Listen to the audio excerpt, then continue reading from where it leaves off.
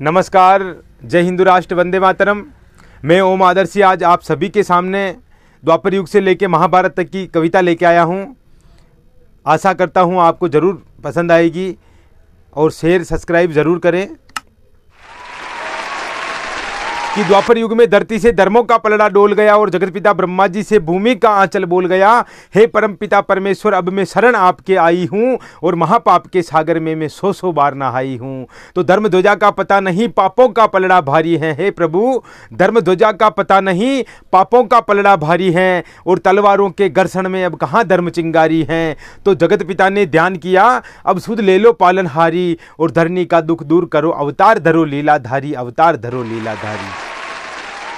तो सब देवों ने अपने अपने प्रतिबिंब धरा पर अवतारे और अष्टम गर्भ देव की माँ के गोद गए पालनहारे। ले पालनहारा पलने में नंदगर छोड़ा था पलने को और कन्या लेकर वासुदेव थे अपने पथ पर चलने को। अरे झाकर कंस महल में कन्या कंस राज को सौंपी थी और खुद का काल समझकर बुद्धि कंस राज की कॉपी थी। असुर शिशु पर झपट पड़ा, भूमि के ऊपर फटकारा और हाथ छुड़ाकर बोली तुझको तारेगा तारनहारा।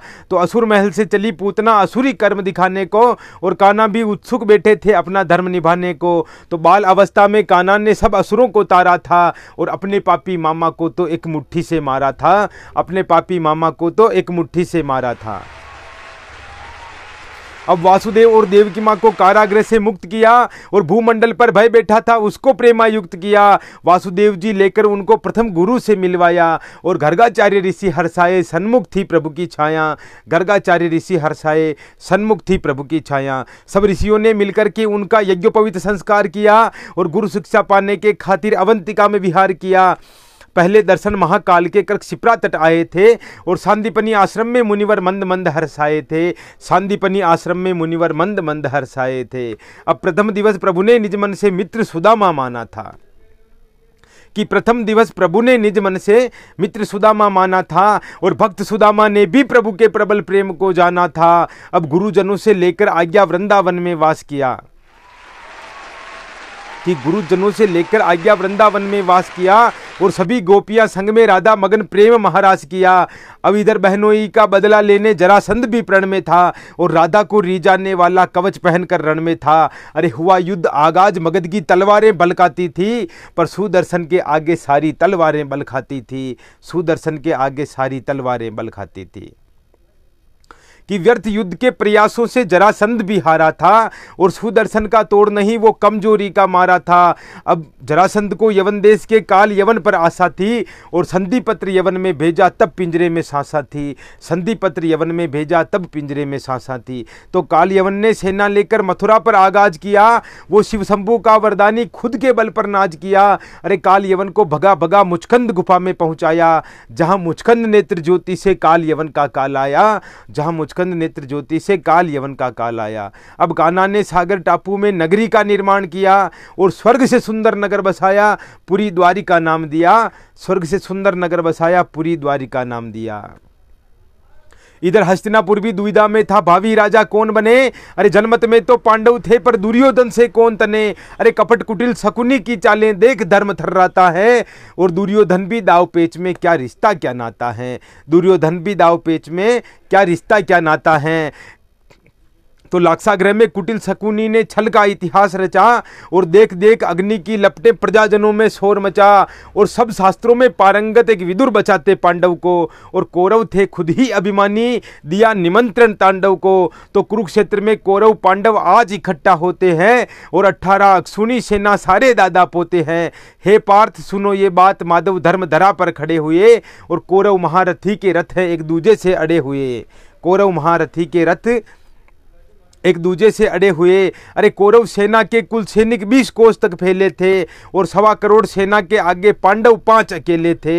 आज कर्ण गुरु द्रोण भीष्म सब खुद में झांक रहे थे जी, क्योंकि अर्जुन के रथ को आज खुद माधव हाँक रहे थे जी, अर्जुन के रथ को आज खुद माधव हाँक रहे थे जी। अरे किया युद्ध आगाज आज केशव ने शंख बजा करके, हे पार्थ उठा गांडीव प्रतंचा अग्नि बाण सजा करके।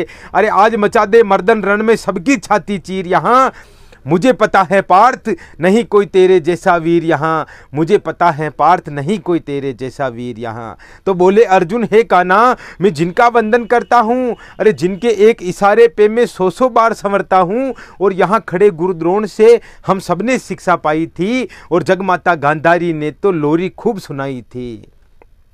जगमाता गांधारी ने भी लोरी खूब सुनाई थी, और पिता भीष्म की बाहों में हम सबने जीवन काटा है, और कुंती मात हमारी ने तो प्रेम सभी में बांटा है।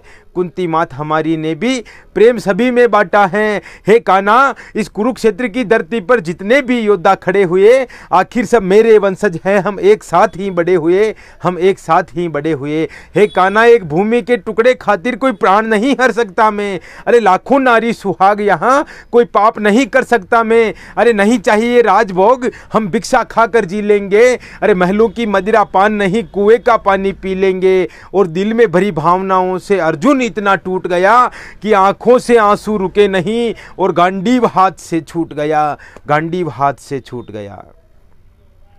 कि अर्जुन रास्ते से भटक रहा ऐसा माधव ने जाना था, अरे निज रूप लिया विस्तार पार्थ को गीता ज्ञान सुनाना था। अरे नम आंखों से देखा माधव ने अर्जुन की आंखों में, और पहले बता दिया होता ललकार न करता लाखों में। तुम भावुकता को एक तरफ रख करके अर्जुन बात करो, और पांचाली के चीर हरण करने वालों पर घात करो। अरे सभागार में चीर हरण को देखने वाले कौन थे? भीष्म पितामह द्रोण गुरु सब उस समय क्यों मौन थे? अरे किस पापी ने पांचाली को देख के जंगा पीटी थी, और सभागार में केस पकड़कर किसने उसे घसीटी थी? तो हे पार्थ सुनो, तुम कर्म करो, जीने मरने की बात नहीं। अरे किसको मरना किसको रहना, ये संसारी के हाथ नहीं, ये संसारी के हाथ नहीं। अब गीता ज्ञान सुना अर्जुन को सत्य का आभास हुआ, और ओम आदर्शी कुरुक्षेत्र में सब पापों का नाश हुआ। ओम आदर्शी कुरुक्षेत्र में सब पापों का नाश हुआ, सब पापों का नाश हुआ। वंदे मातरम। जय हिंदू राष्ट्र, जय सिया राम, जय श्री कृष्णा। आशा करता हूँ आप सभी को ये कविता अच्छी लगी होगी।